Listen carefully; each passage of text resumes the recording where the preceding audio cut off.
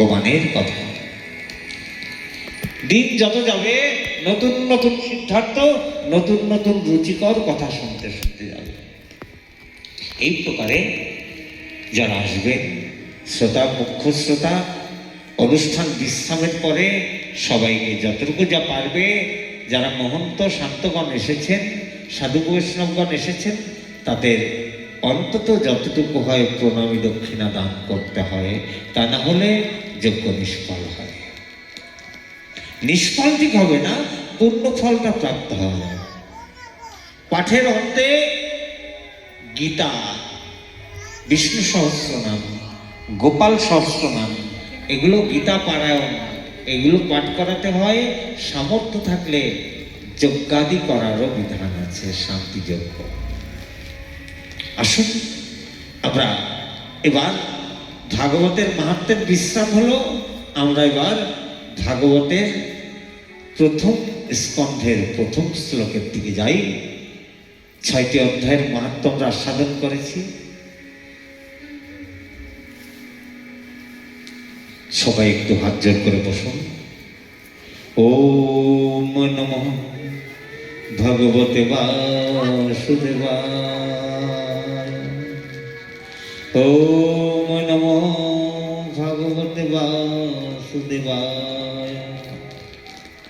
জন্মাদ্যস্য যতন্নাদিতর তশ্চার্থেষ্টবিজ্ঞসারাট তেনে ব্রহ্ম হৃদয়াদিক বয়মুচ্ছন্তি যৎশ্রয় তেজবারিমিদং যথা বিনিময়তি সর্গমেষা ধাম্নাস্তেন সদা নিরস্তকুহকং সত্যং পরম ধীমহি।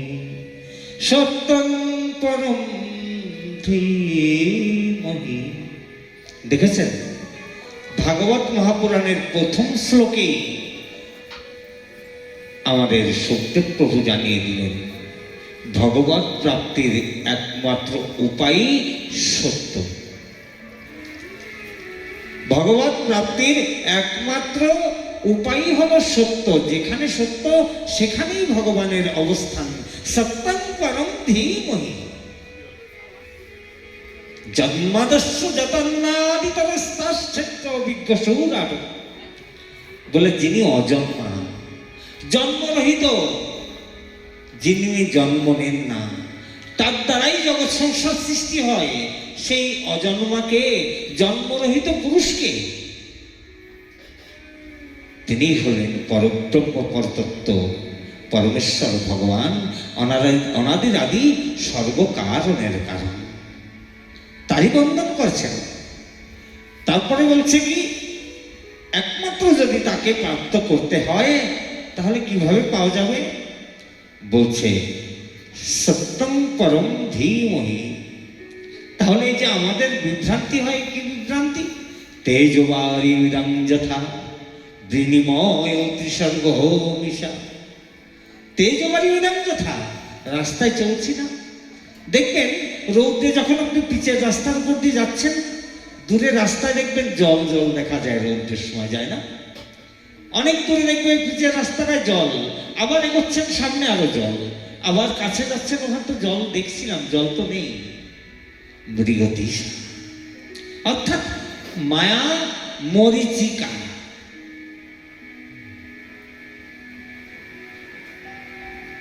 যেমন আকাশে চন্দ্র একটা, আবার ওই চন্দ্রের প্রতিবিম্ব জলের ভিতরে দেখতে পাচ্ছি।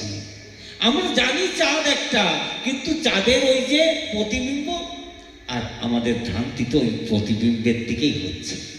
বুঝতে পারছি না কোনটা আসল, কোনটা নকল, কোনটা সত্য অসত্য, এটা বুঝতে পারছি না। তাহলে ভগবানকে কি করে বুঝবে? একদম সম্ভব নয়। তাহলে তাকে যদি বুঝতে হয়, একমাত্র যেখানেই সত্য সেখানেই ভগবান। এটা কেমন কথা বলে না? যেখানে সত্য, আচ্ছা ভগবানের স্থিতি অবস্থানটা কোথায়? সত্যের ভিতরেই ভগবানের অবস্থান। এক গ্রামে একটা হাতি এসেছে। তা ভগবানকে কিভাবে পাওয়া যায়? আমাদের গোস্বামীগণ যেভাবে পেয়েছেন। আজকে রূপ গোস্বামীর সামনে কিভাবে গোবিন্দ দেব রূপে প্রকট হয়ে গেলেন। গোমাতা এসে দুগ্ধ দিচ্ছে কোনো টিলার পরে, রূপ গোস্বামী মনে মনে বিচার করছেন, এখানে কেন গোমাতা প্রতিদিন আমি ভজন করি, এখানে দুধটা দেয়, কারণটা কি? কৌতূহল হলো, ব্রজবাসীদের দেখেছেন, একটু নাড়িয়েছেন মাটির ডিবিটা, সাক্ষাৎ প্রকট হয়ে গিয়েছেন সেখানে গোবিন্দদেব। ভগবত ইচ্ছায় গোবিন্দদেব প্রকট হয়ে গিয়েছেন, কারণ তার তো মনে ওই চাওয়া পাওয়া। সে যে ভজন করছে একটা আশা নিয়ে তো করছে। কি আশা? সত্য স্বরূপ ভগবান আমার নিজেই আছেন, যদি আমার চাওয়াটা, আমার ইচ্ছাটা যদি ঠিক থাকে, তাকে আসতেই হবে। প্রকট হয়ে গেলেন কোনো মাধ্যমে। সনাতন গোস্বামীর কাছে ওই যে কালকেই তো বলেছিলাম, মদন মোহন রূপে প্রকট হলেন। স্বামী হরিদাসের কাছে প্রসন্ন হয়ে বাকে বিহারী রূপে প্রকট হলেন। যা কি রহে ভাবনা যাইছে প্রভুর মূরতি দেখে তিনি তাইছে। যার যেমন মনের ভাব, সে তেমনি ভাবেই ভগবত প্রাপ্তি হয়। ভগবানকে সে বুঝতেই পারে, সেভাবেই বুঝবে। এক গ্রামে হাতি এসেছে, 4 অন্ধ ছিল। অন্ধরা বলছে হাতি দেখবো, সবাই বলছে হাতি দেখলাম। অন্ধরা বলছে তাহলে আমরাও যাই, একটু হাতিটা দেখি কেমন। অন্ধ কি আর দেখতে পারে? হ্যাঁ, দেখতে পারে না, তা অনুভব করতে পারে। অর্থাৎ এই ভগবতকে প্রাপ্তি করার জন্য এই বাহ্যচক্ষু দিয়ে দর্শন নয়, অনুভবের বিষয়ে যে অনুভবটা হয়েছিল স্বামী সুরদাস জন্মান্ধ, তার ভিতরে অনুভব জাগৃতি হয়েছিল। দ্বাদশ গোপালের নাম শুনেছিলেন না? তার মধ্যে মুখ্য শ্রীনাথজি, নাথুদ্দরায় আছেন। সেখানে এই শ্রীনাথজি সেবা করতেন বল্লভ আচার্য। অষ্টসাপ কবির ভিতর এক কবি ছিলেন স্বামী সুরদাস জন্মান্ধ, পশ্চিমার্গ সাধক। এমন ভগবানের চিন্তন করতেন, সেই চিন্তায় ভগবান তার মানস পটলে এমন ভাবে বসে গিয়েছিল, চোখ বন্ধ করেও ভগবানকে সামনে যেভাবে রাখতো উনি বলে দিতে পারতেন। অর্থাৎ আমাদের মতো অন্ধ তিনি ছিলেন না।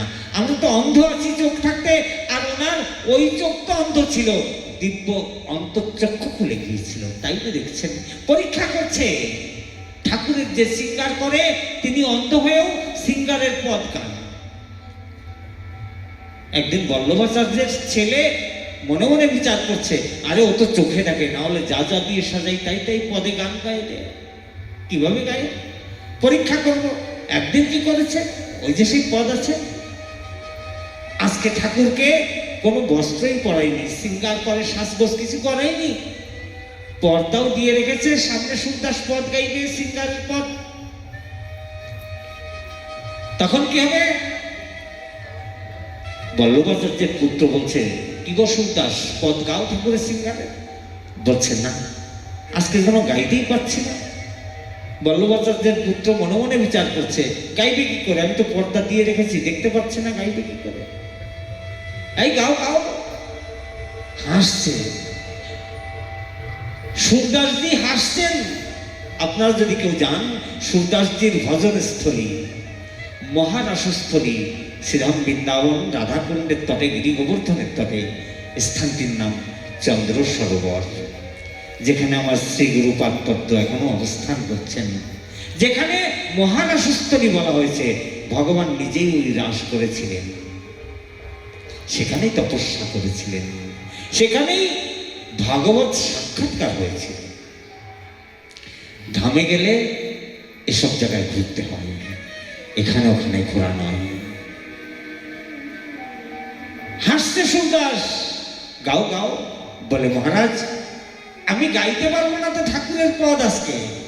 বলে কেন, তুমি দেখতে পাচ্ছ না? বলে আমি দেখছি, কিন্তু আমার মুখটা দিয়ে ওই রূপ আমি বর্ণন করতে পারছি না। কেন? পর্দা তো আটকে রেখেছে, তারপরেও আজকে গোপালকে, শ্রীনাথজিকে একেবারে বস্ত্রহীন করে রেখে দিয়েছে পরীক্ষা করার জন্য। অর্থাৎ সন্তানকে বস্ত্রহীন অবস্থায় কে দেখতে পারে? মা। সুরদাস বলছে, মহারাজ গোসাইজি, আজকে আমি কি করে ঠাকুরের পদ গাইব? হাসছে। বলে, হাসছো কেন? বলে, না, ঠাকুরের এই রূপ বহুদিন পরে আমার দেখার সৌভাগ্য হয় নাই। আজকে দেখলাম যে রূপ মা যশোদা বাল্যাবস্থায় দেখেছিলেন গোপালকে, আর আপনার কৃপায় আমি সেই রূপই দর্শন করতে পারলাম। কি রূপ? আজ হরি দেখি তো নাঙ্গা মে নাঙ্গা। অর্থাৎ এই যে ভিতরে জাগৃতির কথা বললাম, ভাবটা কিভাবে জাগৃতি হয়? এই যে ভগবান, তার মতো অন্ধ হয়ে আছি। যেমন পাটা ধরে বলছে এক অন্ধ খাম্বার মতো, লেজ ধরে একজন বলছে কিসের মতো? বলে একটা ঝাড়ুর মতো। আবার কান ধরে বলছে কুলার মতো হাতি। যে যেটা ধরেছে তেমনি বলছে। আবার কেউ সুর ধরে বলছে বড় অজগরের মতো হাতি। যার যেমন ভাব, সে সেভাবেই ভগবানকে দর্শন করতে পারে। এই জন্যে গোস্বামী তুলসীদাসই বলে দিয়েছেন, যা কি রহে ভাবনা যাইছে প্রভু মূরত দেখে তিনি দাইছে। যার যেমন ভাব সে ভাবনি। দ্বিতীয় শ্লোকে ভাগবতের বন্দন করলেন, নিগম কল্পতরুর গলিতম ফলম সুখমুখদামৃত দ্রব সংযুতম পিবত ভাগবত রসমালয়ম মুহুর্মুহু রসিকা ভুবিভাগ। এই ভাগবতটা কি? ভাগবত কি? নিগম। নিগম মানে ন গমনম, যা এসেছে আর ফিরে চলে যায়নি। তা কি এসেছে আমাদের জীবনে? বলে বেদ। ভগবান ভগবত কর্তৃক ব্রহ্মাকে কৃপা করেছিলেন ভগবান। এই বেদ, চারটি বেদ, চতুশ্লোকী ভাগবত, এটা ভগবানই ব্রহ্মাকে শুনিয়েছিলেন। পরবর্তীতে এই ব্রহ্মা এই সংবাদ দেবশ্রী নারদকে শুনিয়েছিলেন। এই যে চতুশ্লোকী ভাগবত, এটি চারটি বেদ। অর্থাৎ এই বেদ একবার যখন এসে গিয়েছে, ভাগবত যখন এসে গিয়েছে, তখন আর ফিরে যায়নি। নগমনম নিগম কল্পতরুর গলিতম ফলম। নিগম মানে যা ফিরে যায়নি। তাহলে ফিরে যায়নি কি? বেদ।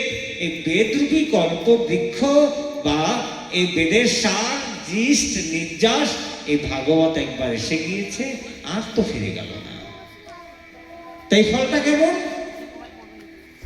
গলিতম ফলম, সুপরিপক্ক ফল। তাই ফলটা কিভাবে আমাদের কাছে এসেছে? বলে ফলটাও আমরা পরম্পরা ভাবে পেয়েছি। পরম্পরা কেমন? যে কোনো জিনিস প্রাপ্ত করতে গেলে অবশ্যই তাকে পরম্পরা থাকতে হবে।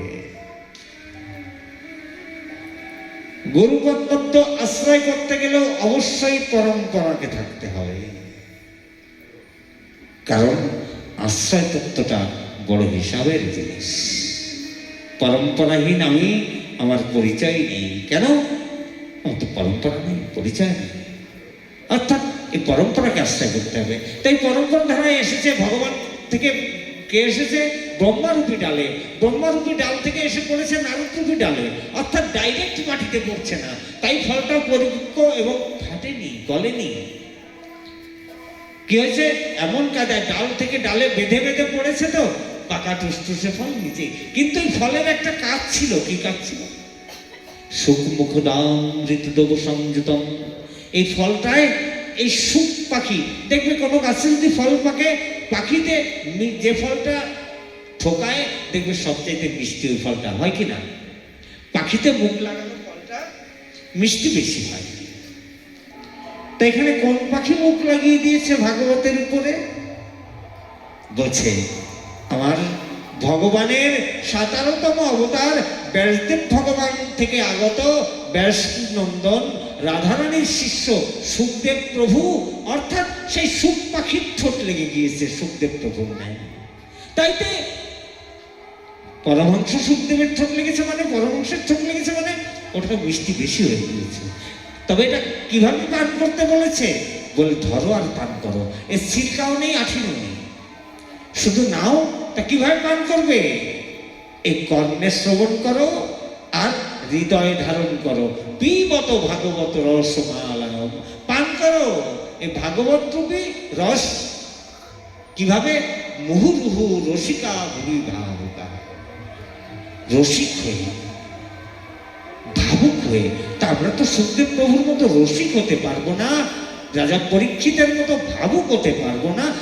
কমপক্ষে তাদের ওই পদাঙ্ক অনুসরণ করতে তো দোষ নেই, আমরা সেদিকটাই অন্তত অনুসরণ তো করতে পারি, যদি কিছু তাদের উচ্ছিষ্ট আমরা প্রাপ্ত হই, কারণ উচ্ছিষ্টের শক্তিটা বেশি।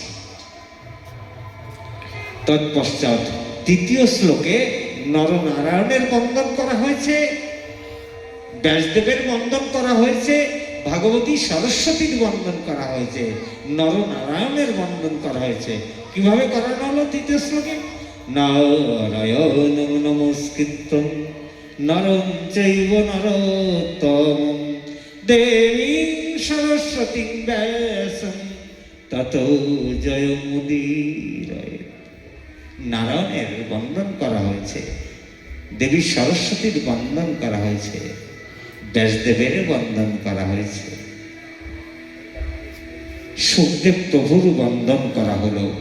যন্ত্র পর্যন্ত মনুপেত উপেত কৃত্যং দৈপায়ন বিরহ কাতর আজুহাব পুত্রেতি তন্ময়তয়তর বিনেদু স্তং সর্বভূত হৃদয় মুনিমান তস্মৈ। তৎপশ্চাৎ ভগবানের 24 অবতারের বর্ণন করা হলো। ভাগবতে এই 24 অবতার কি কি ভগবানের? ভগবানের 24 অবতার ব্রহ্মার মাধ্যম দিয়ে ভগবান আবার এসেছেন। কি কি ভাবে এসেছেন?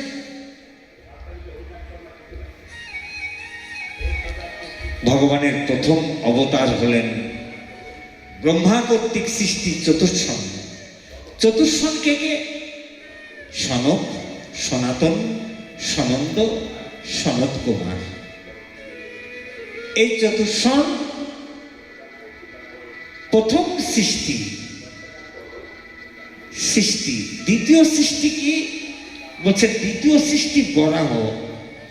বরাহ অবতার রূপে দ্বিতীয় সৃষ্টি হয়েছে, এটাও ব্রহ্মা কর্তৃক হয়েছে। ব্রহ্মা হাসি দিয়েছিলেন, হাসি থেকে বরাহের সৃষ্টি হয়েছে।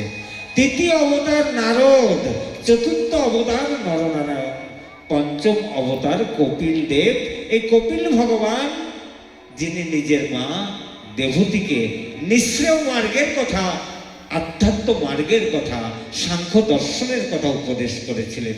ভগবানের ষষ্ঠ অবতার হলেন দত্তাত্রেয়। সপ্তম অবতারের নাম হলো যজ্ঞ। এই যজ্ঞের স্ত্রী নাম ছিল ভগবতী লক্ষ্মীস্বরূপা দক্ষিণা। আটতম অবতার ঋষভ, যিনি জৈন ধর্মের, অর্থাৎ এসেছি একা যাব একা, এসেছি বস্ত্রহীন যাব বস্ত্রহীন, আমাকে যেতেই হবে মায়া আসক্তি থেকে। অর্থাৎ আজকের দিনে আমরা যে জৈন ধর্মটাকে দেখি, অর্থাৎ যাদেরকে নাগা বলা হয়, সেই ধর্মের সৃষ্টি হয়েছে কিন্তু রাজা ঋষভ থেকে। নবম অবতার পৃথু, দশম অবতার মৎস্য, একাদশ অবতার পূর্ণ, দ্বাদশ অবতার ধন্বন্তরী, ত্রয়োদশ অবতার কুর্মরূপে কি করেছেন ভগবান? ওই সমুদ্র মন্থনের সময় সমস্ত মন্দ্রাচল পর্বতকে তিনি পৃষ্ঠে ধারণ করেছিলেন। আর ভগবান পৃথু অবতার কেন নিলেন? নবম অবতার বলছে পৃথু অবতার এই জন্যই নিয়েছিলেন, বেন দ্বারা এই জগৎ সংসারের যে ক্ষতি হয়েছিল, দুরাচার দুর্বৃত্তিতে ক্ষতি হয়েছিল, সেই বেনের পরম্পরাই এই পৃথু সৃষ্টি হয়ে তিনি আবার এই ধরাকে 100 অশ্বমেধ যজ্ঞ করে আবার সুজলা সুফলা শস্য শ্যামলা করে তুলেছিলেন। তৎপশ্চাৎ মৎস্য অবতারের কথা বললেন। এই মৎস্য অবতারে হংস হয়গ্রীব নামে 2 অসুর ওই 4টি বেদকে ছিনিয়ে নিয়ে সমুদ্রের নিচে রেখে দিয়েছিল। মৎস্য অবতার এটা কারণ, মুখ্য কারণ। আবার এই রসাতল থেকে তিনি উদ্ধার করেছিলেন। ধন্বন্তরী অবতার, দ্বাদশ অবতার ধন্বন্তরী রূপে সমুদ্রের তলদেশ থেকে সমুদ্র সেই অমৃত নিয়ে উত্থিত করেছিলেন। কোন তিথিতে জানি তো? ওই সেই ধনতেরাসের দিন। আর 13তম অবতার মোহিনী অবতার। ভগবান অনেক সময় আমাদের বুদ্ধিকে নষ্ট করে দেওয়ার জন্যে, বুদ্ধিকে শোধন করে তার যে রূপ ধরা উচিত ধরে নেন। দেবতারা ফাঁকি পড়ে গিয়েছিল, দৈত্যরা অসুর বৃত্তি করছিল, পার্সিয়ালিটি করছিল, একা ভোগের ইচ্ছা করেছিল, ভগবান তাদের নিজের রূপ দিয়ে মোহিত করে দিয়েছিলেন। অর্থাৎ যে রূপ দেখে অমৃতের মতো যা পান করলে মৃত্যু হয় না, তাও আমার কাছে জগৎ সংসারের কাছে তুচ্ছ হয়ে যায়, এই মোহিনী রূপ শিব দেখেও মোহিত হয়ে গিয়েছিল। আসবে কোথায়? সমুদ্র মন্থন লীলায়। কিভাবে হয়েছিল? একদা 14তম অবতার নরসিংহ ভগবান। নরসিংহ অবতারে ভগবান কি করেছেন? তিনি এটাই জগৎ সংসার দেখিয়ে দিলেন, ভক্তের আহ্বানে, ভক্তের রক্ষার্থে আমি সবসময় তার সান্নিধ্যে থাকতে পারি, ভক্তের জন্য আমি নতুন রূপে জগৎ সংসারে অবতীর্ণ হতে পারি। 15তম অবতার বামন। বামন অবতার রূপে তিনি কি করেছিলেন? ওই সে কল্যাণের পুত্র বিরোচন, বিরোচনের পুত্র বলির উপরে কৃপা করেছিলেন, বলিকে কৃপা করেছিলেন। তৎপশ্চাৎ 16তম অবতার পরশুরাম, 17তম অবতার মহর্ষি বেদব্যাস, 18তম অবতার রাম। আগামী দিন সেই কি হয়েছে? রামলালার জন্মতিথি। 19তম অবতার বলরাম, 20তম অবতার কৃষ্ণ, 21তম অবতার বুদ্ধ, 22তম অবতার কল্কি, 23তম অবতার হংস, 24তম অবতার হয়গ্রীব। এখন প্রশ্ন উঠেছে, ভগবান এই 24 অবতার কি হলো? ভগবানের 24 অবতার সুন্দরভাবে আমরা কম বেশি সংক্ষিপ্ত আকারে আস্বাদন করেছি। তৎপশ্চাৎ সৌনকাদি ঋষিগণ প্রশ্ন করেছেন, হে সুতজি মহারাজ, এই ভাগবতের রচনা কিভাবে হলো? আমরা তো জানতে চাই। কখন এই ভাগবত মহর্ষি বেদব্যাস রচনা করেছিলেন? কিভাবে সেই রচনাটা করেছিলেন? আমরা সে প্রসঙ্গে শুনতে চাই। এক সময়ের কথা। ঠিক আছে, আপন আপন কাজ করব, যার যার ভাবে সেই থাকবো। রাধে রাধে। সবাই বলো না একটু রাধে রাধে। অনুকূল, আসো তো একটু একটু ভজন গাই, আসো একটু বাজাও, আমরা একটু ভজন কীর্তন গাই, আবার আনন্দ করব, সময় তো আছে। সে রাধে।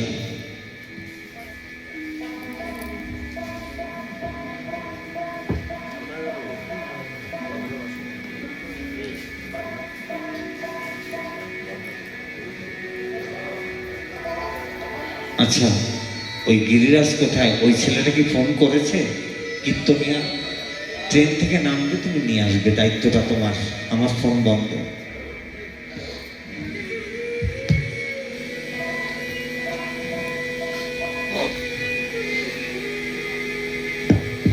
बोले वृंदावन बिहारी लाल की, राधा रानी की, बरसाने वाली की जय जय श्री राधे राधे राधे राधे राधे जय जय श्री राधे राधे राधे राधे राधे जय जय श्री राधे राधे राधे राधे राधे जय जय श्री राधे राधे राधे राधे राधे जय जय श्री राधे राधे राधे राधे जय जय श्री राधे राधे राधे राधे राधे जय जय श्री राधे।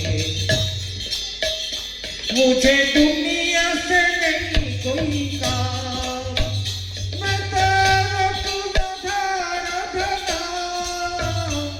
मुझे दुनिया से नहीं कोई काम, मैं तेरा तू राधा राधा नाम। दर्शन करूं सुबह शाम, दर्शन करूं सुबह शाम।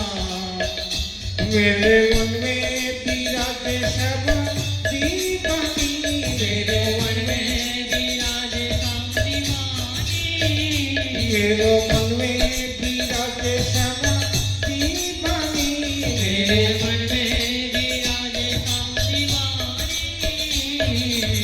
जहाँ विराजे राधा रानी मेरो मन नहीं लगे बरसाने में जहाँ विराजे राधा रानी मेरो मन लगे बरसाने में जहाँ विराजे राधा रानी मन हटाओ दुनिया दारी से मन हटाओ दुनिया दारी से मन हटाओ दुनिया दारी से मन हटाओ दुनिया दारी से जहाँ मिले खारा पानी मेरो मन लगे बरसाने में जहाँ मिले राधा रानी मेरो मन लगे बरसाने में जहाँ विराजे राधा रानी लगे बरसाने में जहाँ विराजे राधा रानी मेरे मन में न लगे कोई रंग मैं तो रहूं शाम तुमका संग मेरे मन में न लगे कोई रंग मैं तो रहूं शाम तुमका संग मेरे मन में बड़ो तो उमंग मेरे मन में बड़ो तो उमंग बरसाना ब्रज की राजधानी बरसाना ब्रज की राजधानी बरसाना ब्रज की राजधानी बरसाना ब्रज की राजधानी जहाँ विराजे राधा रानी मेरो मन लगे बरसाने में जहाँ विराजे राधा रानी मेरो मन लगे बरसाने में जहाँ विराजे राधा रानी मन हटाओ दुनिया दारी से मन हटाओ दुनिया दारी से मन हटाओ दुनिया दारी से मन हटाओ दुनिया दारी से जहाँ मिले खारा पानी मेरो मन लगे बरसाने में जहाँ विराजे राधा रानी लगे बरसाने में जहाँ विराजे राधा रानी मुझे दुनिया से नहीं लेना देना ए जगत का सपना मुझे दुनिया से नहीं लेना देना ए जगत है सपना इहा कोई नहीं अपना इहा कोई नहीं अपना मेरी अपनी भी शोभा नंदिनी मेरे अपने विद्वानों मेरी अपनी भी शोभा नंदिनी मेरे अपने जहाँ विराजे राधा रानी मेरो मन लगे बरसाने में जहाँ विराजे राधा रानी मेरो मन लगे बरसाने में जहाँ विराजे राधा रानी जहाँ विराजे राधा रानी जहाँ विराजे राधा रानी बोले बरसाने वाले की विश्वानुराल नंदिनी की হয়েছে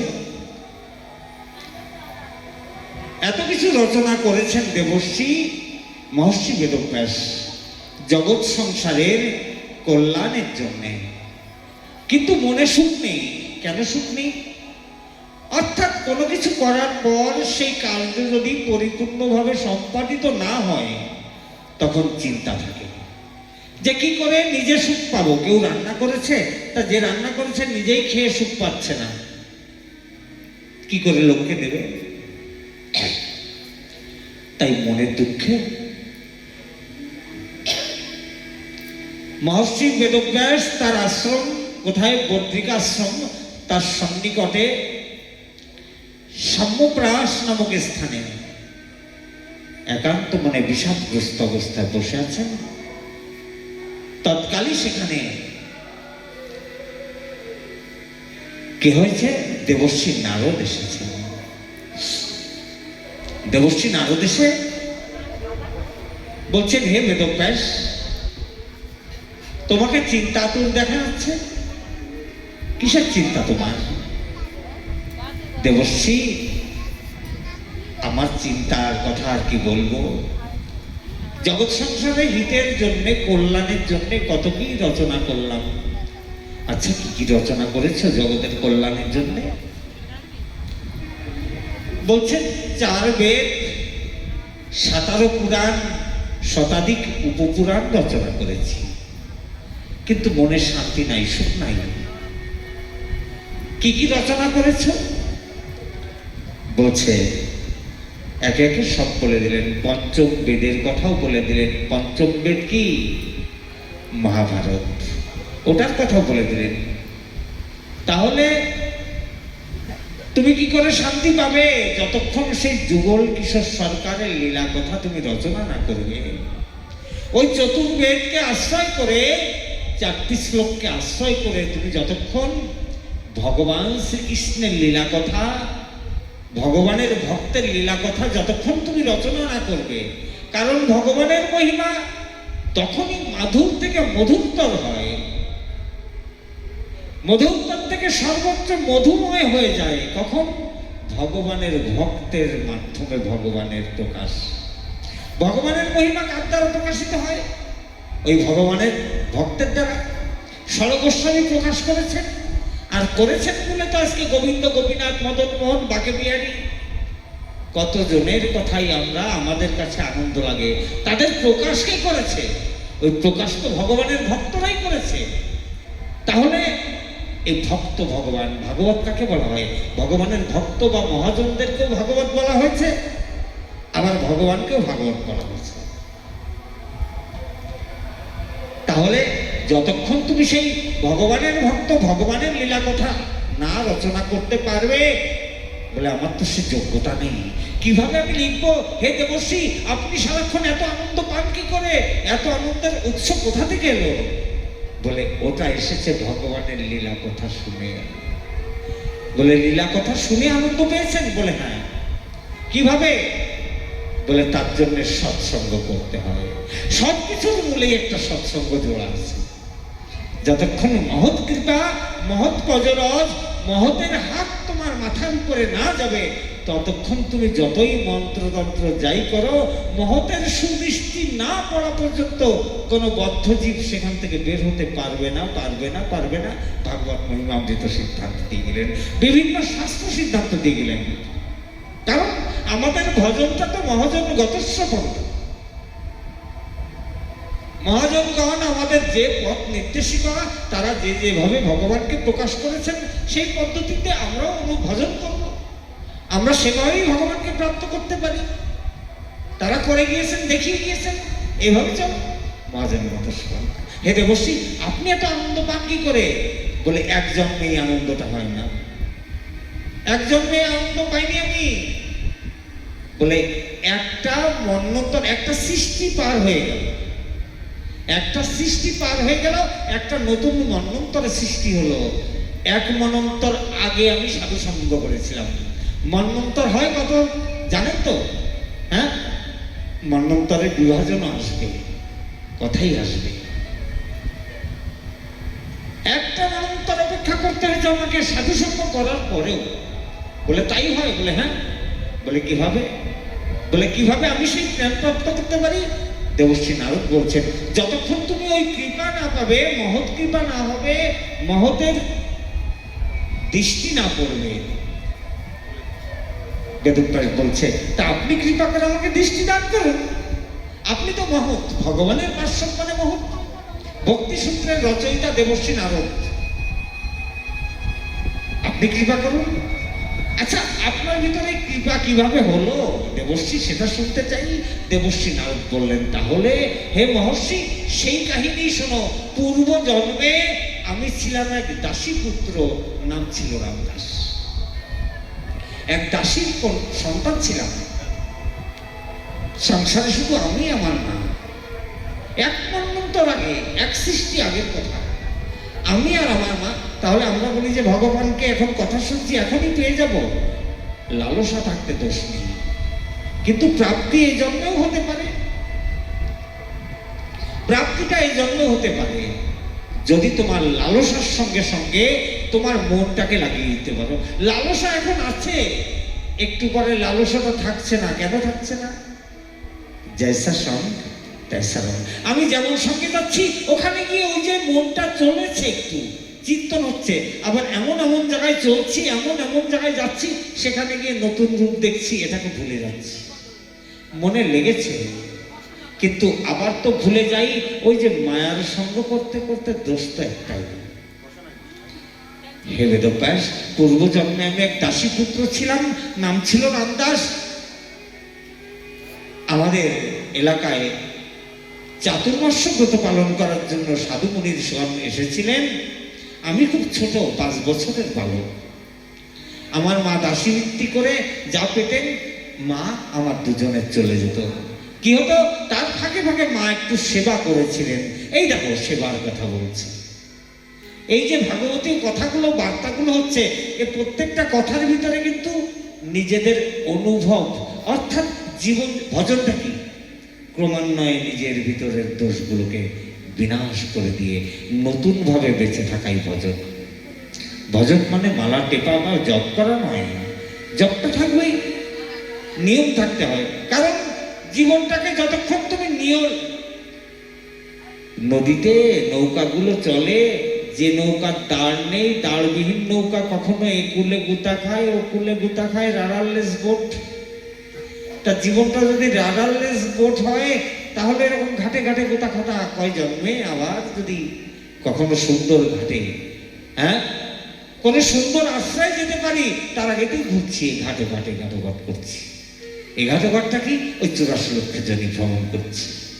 জন্ম মৃত্যুর চক্রে এমন ভাবে আষ্টে পৃষ্ঠে আটকে আছি, বুঝতে পারছি, ঘাটে ঘাটে করছি। আজকে কি হয়েছে?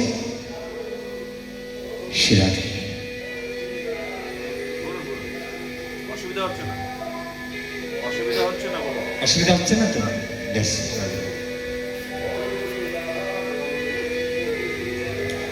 তুমি একটু আশীর্বাদ করো তোমরা, আমি যেন ডুবে যেতে পারি। এখন একটু অসুবিধা হয়তো। এই কথাগুলো একান্তে আমার মনের কথা, ভাগবত সিদ্ধান্তের কথা।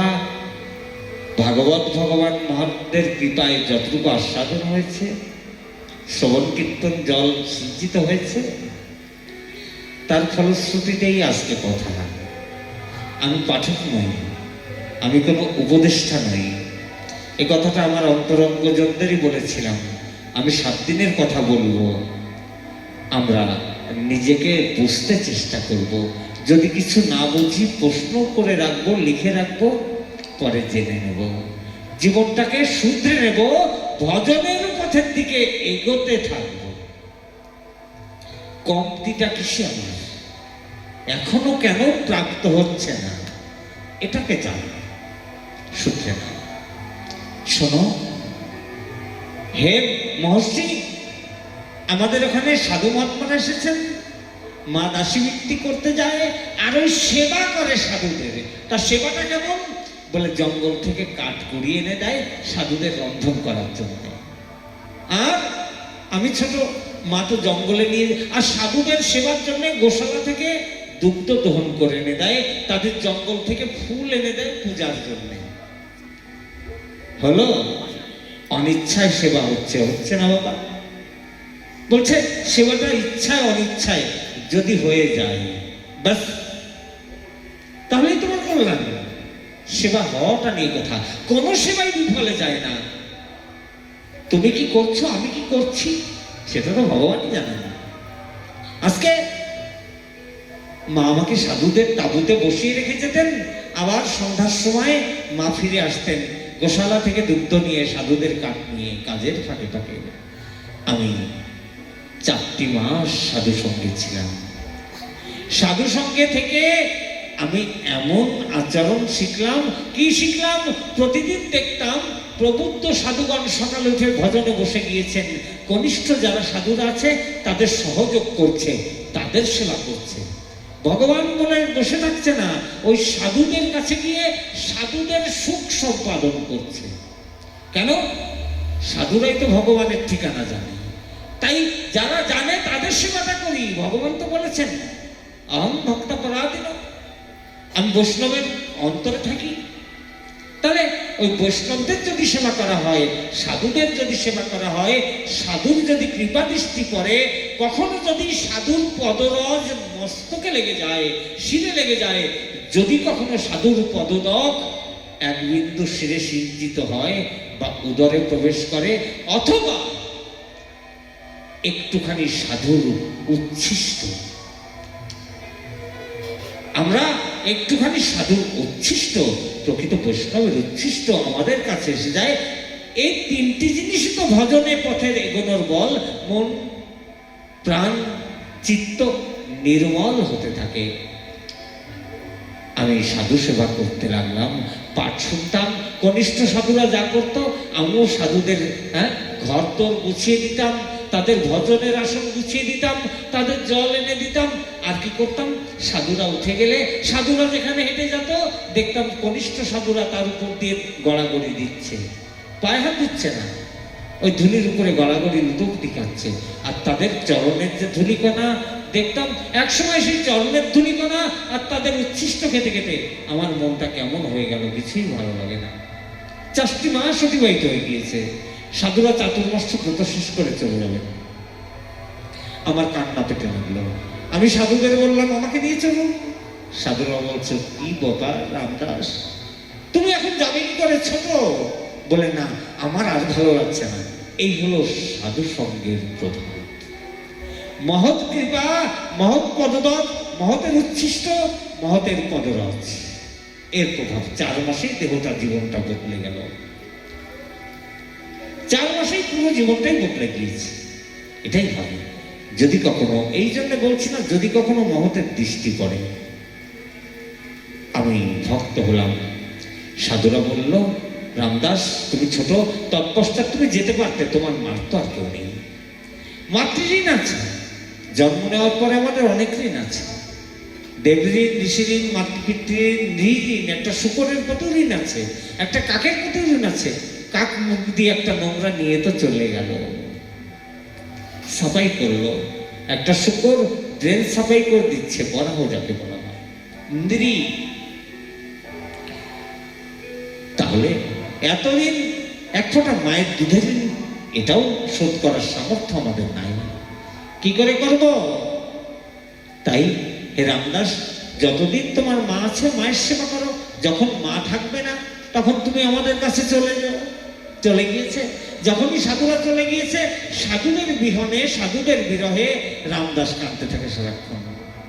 হায় হায়, ভালো লাগছে না, গায়ে জ্বলুনি ধরছে। কেন? বলছে এটাই তো ভক্তের সাধু সঙ্গের প্রভাব। সাধু সঙ্গ যে একবার করেছে সে মরেছে, প্রকৃত মহৎ সঙ্গ চাই। মনে মনে সারাক্ষণ চিন্তা, তাহলে ওই যে সাধু সঙ্গ, ভগবত সাক্ষাৎকার, ভগবানের কথা, এখান থেকে তো দূরে পড়ে আছি, একমাত্র কারণ মা। মাই তো বাধা, মায়ের জন্য যেতে পারছি না। মনে মনে চিন্তা করে ফেলেছে, ভগবান শুনে ফেলেছে। ভগবান দেখলো একে আর আটকে রেখে লাভ নেই, এর পথটা মুক্ত করে দিই। ভগবান নিজেই পথটা মুক্ত করে দিয়েছেন। রামদাসের মা একদিন সন্ধ্যার সময় গোশালা থেকে দুগ্ধ দহন করে আনছে, পথিমধ্যে অন্ধকারে বিষধর সর্পটাকে দংশন করেছে, দংশনের সঙ্গে সঙ্গে তার মৃত্যু হয়েছে। দাসীপুত্র সে রামদাস, ভক্ত রামদাসের আনন্দ হচ্ছে। সবাই মারা গেলে কি হয়, আমরা কান্না করি, আর রামদাস আনন্দে নৃত্য করছে। কেন? বাধা নেই।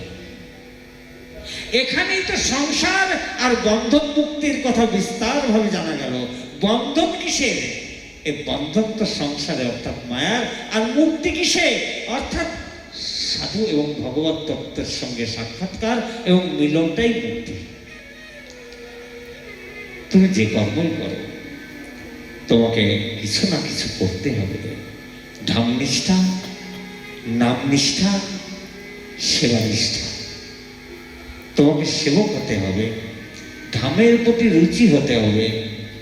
আমি কোথায় আছি, যে কোনো ধামেই যাও, যেখানেই থাকো, ওই ধাম, এ ধাম প্রভু, ধাম মহারানী যদি কৃপা করে, আর যদি একবার তার হতে পারো, তাহলে আর মন চাইবেই না ওই স্থান থেকে আমি আর বেরিয়ে যাই। ধামের তো মহিমা অনেক।